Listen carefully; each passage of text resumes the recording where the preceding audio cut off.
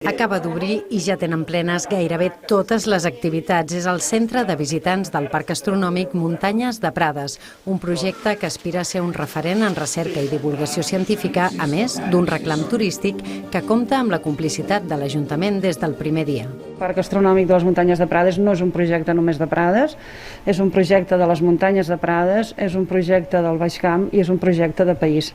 Un projecte que va començar gràcies a l'Aleix i la Georgina i la seva afició a l'astronomia. Van arribar del Maresme buscant el millor cel i després de molt buscar el van trobar i aquí es van quedar. Està considerat un dels millors llocs d'observació de la península Ibèrica i aviat ho tindran certificat internacionalment. Esperem que aquesta propera tardor puguem donar aquesta notícia de que realment ja tenim el territori certificat amb aquesta certificació Starlight.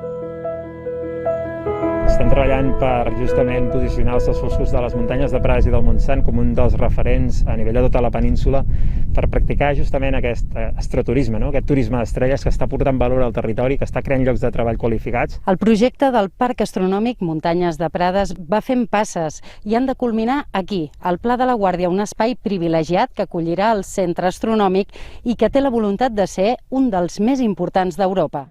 Un projecte que divulga i impulsa donant a conèixer gestes científiques en femení que esperen despertar vocacions que piquen molt amunt.